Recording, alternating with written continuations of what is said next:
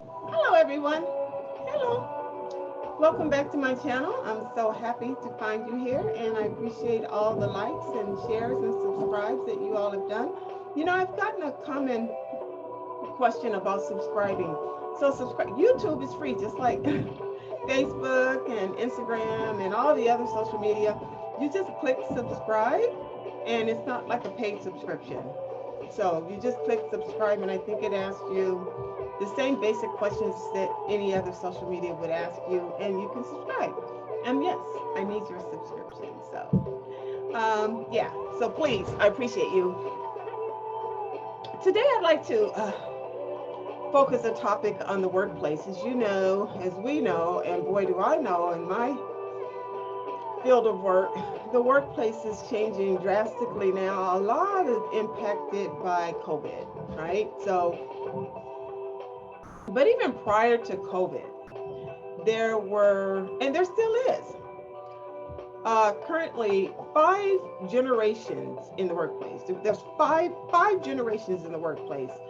The traditionalists, baby boomers, Gen Xers, millennials, and Generation Z. So by default, with five different generations, there's going to be, it's just like saying a kid to their grandparent, basically.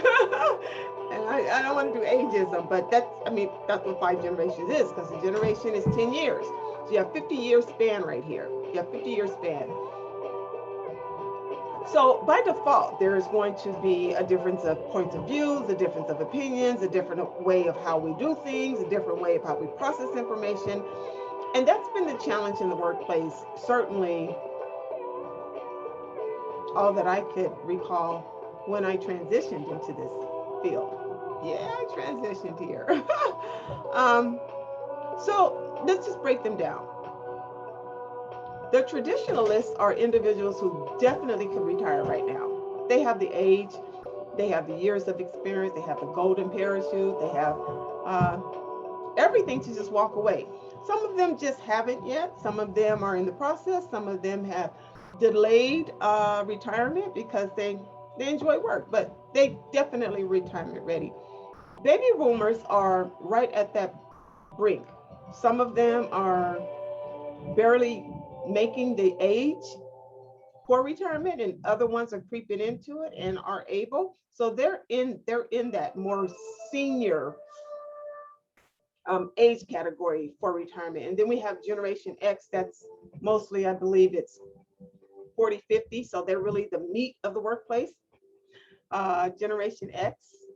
And the millennials, uh, 30s, 30, somewhat early 40s. And then Gen Zs, who are entry level, anywhere from 18 to 26. So that's the age, just about. By default, there would be challenges with some of that. And then also the work as we know it have changed, because technology has changed it. The way we did things just 5 years ago versus 20 years ago for the traditionalists, y'all with these smartphones and all of that. But there tend to be, I would say, the greatest challenge in the workplace as far as communication with these various lines of generations that are actively working at a single company, any single company, is the points of views of the individuals in that age bracket. So for example, let's just use baby boomers and millennials, because that's basically, traditionalists are like, hey, y'all take care of it, I'm about to retire.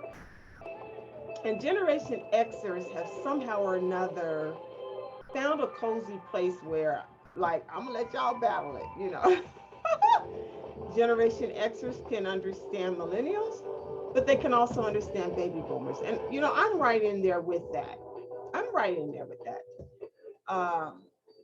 So, for example, baby boomers tend to have this perspective that millennials don't know, or millennials don't carry through a project. They have a lot of unfinished tasks. They lack focus and they lack direction. They lack dedication to the task. baby boomers are very proud of their work. They're proud of their uh, the role that they carry in their work, the learnings that they've had along the way, that their cachet of knowledge, skills, and abilities that make them who they are in their position. So they're proud of that, and they've earned that. And they often feel the baby boomers just want to jump in there and earn what they're earning right off the bat, and they want to come to work, relax in a pair of shorts like they're at Apple. So that's the perspective. Whereas the millennials often find the baby boomers as mom and daddy me. They don't get it. They're afraid of technology. They're doing 5 steps I can do in 2 steps. We could do this better. And a lot of times when we say we can do things better, it's viewed as that. I can do this better than you, instead of we can do this more efficiently, because then it takes you out of the equation. So that communication causes a little too. Having said that, we braid that. So there's a perspective, yes? So there's a perspective, 2 different perspectives, and they're validated. Because if anything is more challenging in the workplace right now, is this belief that multitasking is everything. It is not. And I believe that when the whole term of multitasking came out, I was all for it, because I've always generally been a person that is doing more than a few things. So it was like cool for me. I was like, hey, okay. But I've always understood that I don't want any more than 3 things. That's me. I don't want any more than 3 things, because I'm a person, I need an answer. Don't not answer me. I need an answer. I need a finish. I need to know this part is finished before I go on. And that's the challenge with the baby boomers. They feel that millennials have so many unfinished projects, and they said they can multitask, and they're not multitasking. And by the way, whoever you are, whatever one of these 5 generations you are in the workplace, let me do say this to you in love. Like an auntie, like a sister, like the go girl. Google provides information. It does not provide answers. And even the information it provides, you should be wise enough to fact check it. Yes, it's common in the workplace. And it's often found by millennials, with all due respect. They want to Google everything and tell you that's the answer. But do you know what to do with that information? You need to know what to do with that information. I don't think the answer for a baby boomer, even a Gen Xer, is for you to present something you're reading and not knowing, respectfully, because that's the challenge. For example, when we have an audit at the workplace, it doesn't mean you provide the auditor for what they're asking for. But if you get a document in, it doesn't mean that you fill out everything on the, you need to know what to and not to provide, what's required to and what's not required to provide. Just like your taxes. It's not that you're hiding anything, but that doesn't pertain to me. So I don't need to answer that for you. Knowledge as to what to do with the applied knowledge. You can do all the training you want to. It will show up in your work. Or your boss will show up in my office. Just saying. So let's understand what the other generation we're working with or alongside or seeking to train is trying to help us. They're trying to help you. So when I hear from, so those are the complaints from the baby boomers. They're distracted, they're unfocused, they don't finish projects. I gave them the, I get it, I get it, I got you, I got you. But the millennials say, they've given me so many projects I can't focus on, and there's this sense of this, it's this,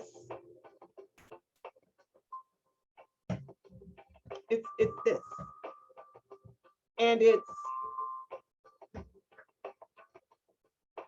I would say, an unwillingness to say you're overwhelmed, because that makes you appear unable to fully do your job. But it's not. Just say, I have too many things on my desk. I'll use myself as an example.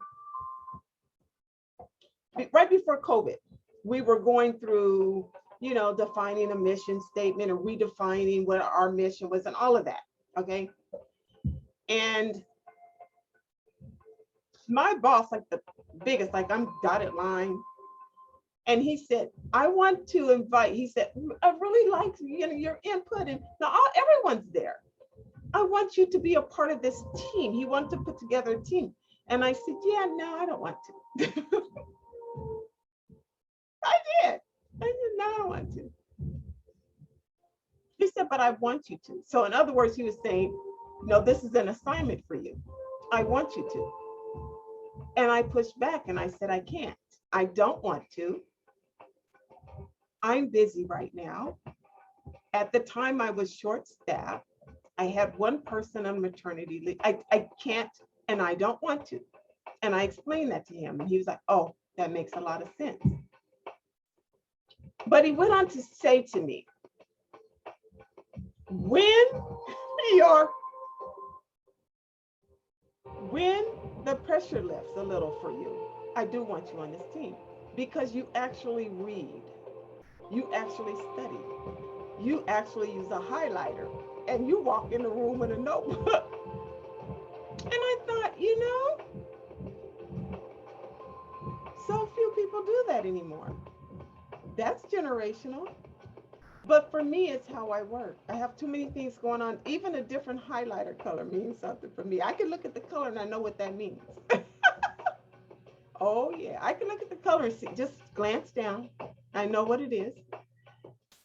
It's formulating something that works for you and having the ability to say to your boss, your coworker, I can't take on another project. I want to do well.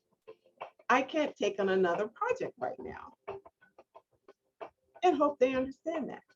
Instead of underperforming, failing to perform, seemingly overwhelmed, seemingly, and all of that. Speak for yourself in those kinds of situations. And also, let's understand the communication. Because a person communicating in accounting communicates their numbers even differently. So I'll give you another example of me, right? So of me. So it's not about my workplace or any workplace. So I got a dog in the summer, and this was months ago, but this stuck with me.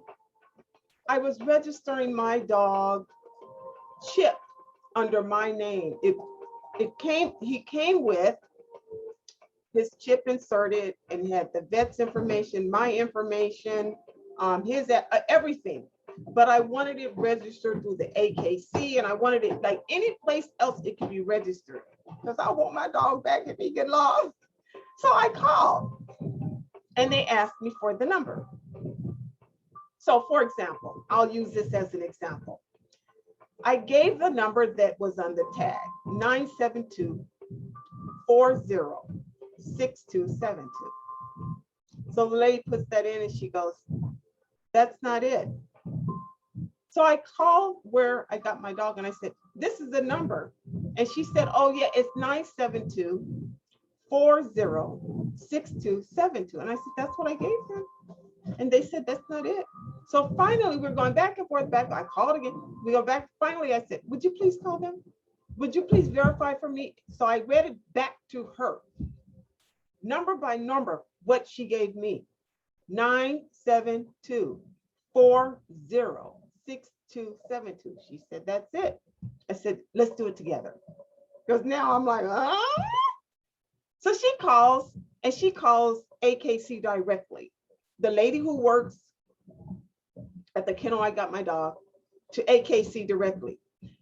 The woman answers the phone and she says, Miss Lewis would want to register her dog directly, and here's the chip number. And she goes to read it to her.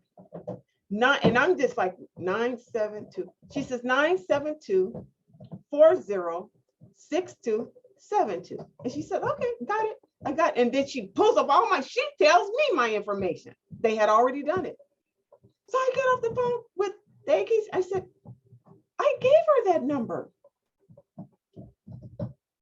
I gave her that number. You know what she told me? She said, it's 972400000.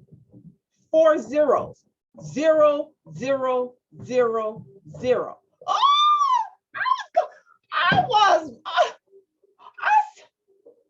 I said, why did you say that?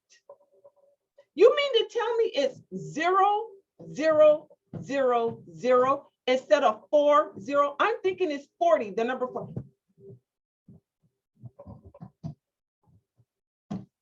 I said, thank you.